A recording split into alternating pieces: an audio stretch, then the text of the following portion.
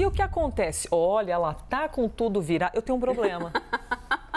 Não, e dessa vez eu tenho um problema. Eu estava falando aqui com fonte, tudo, não me atentei de pegar o computador e arrumar. Eu acho que a franqueza já é uma etapa para tentar resolver esse problema. Ela é espaçosa, ela tem uma coisa que ela se estica, ela vai ocupando o lugar como se tudo fosse dela, Eu vou né? te falar que essa bancada é grande, viu, gente? Gente, se deixar eu deito aqui em cima. Ó, o que Débora Oliveira vem contar pra gente? Ah, o pessoal do Banco Central. O comitê, tem um nome chique, né? Comitê de Política Monetária do Banco Central. Eles mudaram uma sinalização para o cenário de juros neste ano e já discutem uma redução no ritmo dos cortes da Selic. Mas como assim? Eles avisam o que pode acontecer lá na frente? Esse pessoal manda recados, é isso? Ele já deixa pré-contratado, como a gente costuma dizer, né, no mercado, viu, Elisa? O que acontece? Nas últimas atas, nas últimas reuniões, a gente já estava tendo uma previsão de cortes de 0,50 ponto percentual para as próximas reuniões. E a gente vinha seguindo nesse ritmo, foram 6 cortes nessa velocidade.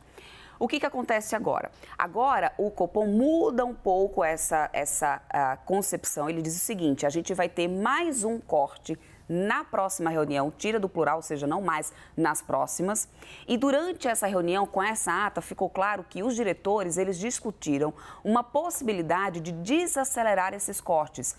Aí a gente tem que ver, tem que analisar para isso, segundo os diretores, os dados que serão divulgados. Por que isso? O Banco Central sentiu a necessidade de ter uma flexibilidade maior para avaliar os dados que a gente tem, que serão divulgados logo na sequência. Inclusive, daqui a pouco a gente vai falar sobre mais um deles, que é a inflação, né, a medida na metade do mês. E é importante para que se mantenha assim, uma trajetória desinflacionária que, de acordo com essa ata, está sendo mantida essa trajetória ainda, para que eles continuem fazendo esse ritmo de corte de juros. O fato do Copom ter tirado esse plural e de não ter mais sinalizado tantos cortes para frente em tal magnitude, não significa, segundo a própria ata disse, que isso muda a trajetória agora da nossa política monetária. Isso não muda o que já está sendo determinado, a política mais contracionista, até que a gente tenha mais certeza sobre todo o total processo desinflacionário e outras incertezas no cenário econômico. Mas, porém, o Banco Central fica claro que eles, em unanimidade, decidiram por esse corte apenas na próxima reunião.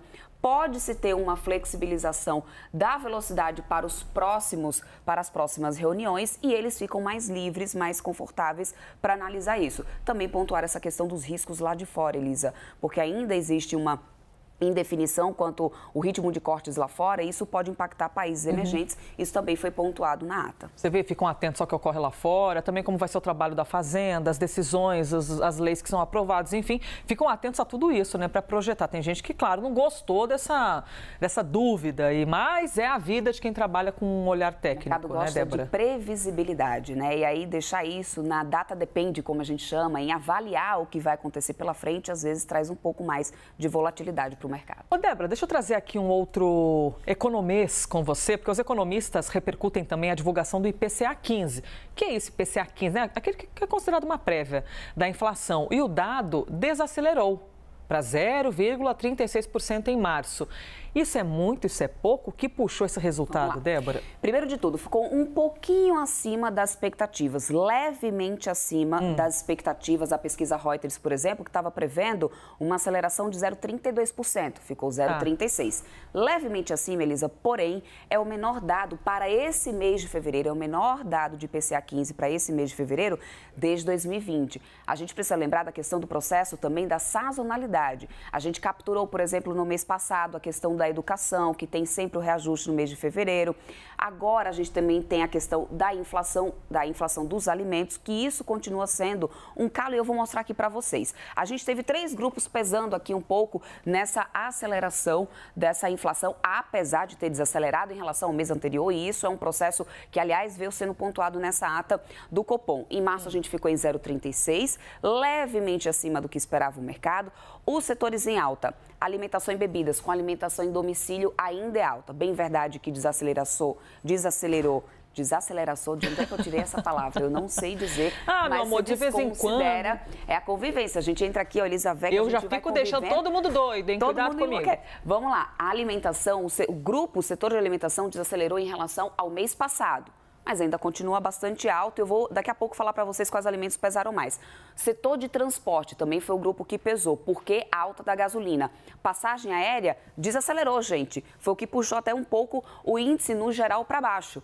Passagem aérea deixou de ser o vilão. A gasolina, por causa da reincidência do imposto, foi o que pesou mais agora nesse mês. Saúde e cuidados pessoais. Saúde, principalmente, gente, por causa do reajuste dos planos de saúde, que, aliás, tem sido uma outra coisa que tem muita gente debatido e que baita reajuste que teve. Então, a gente teve na alimentação cebola, que subiu bastante, mais de 6%, ovo de galinha, subiu bastante, frutas, leite longa-vida. Agora, por exemplo, para você ver como tem a questão da sazonalidade. Lembra que no mês passado a batata inglesa, a cenoura eram os vilões da história, né? Tinham disparado. Agora desaceleraram. Caíram, ou seja, a batata inglesa desacelerou mais 9%, a cenoura também ficou no negativo 6%, óleo de soja caiu, ou seja, a gente tem uma questão da sazonalidade que precisa ser considerada. Ainda a gente vem em processo de desinflação, não suficiente para dizer estamos realmente caindo e vamos chegar a uma desinflação como o ano passado. É preciso observar. Isso justifica, mais uma vez, essa flexibilidade adotada agora pelo Copom. Então, purê de batata está liberado, batata frita também. Purê de batata está liberada, batata frita também. Não vai pesar tanto assim no bolso dessa vez. Mas depois vai pesar na pochetezinha que fica lá na sua barriga, tá bom? Porque a gente fica lá um ano sem comer batata frita e mesmo assim a pochete continua. Obrigada.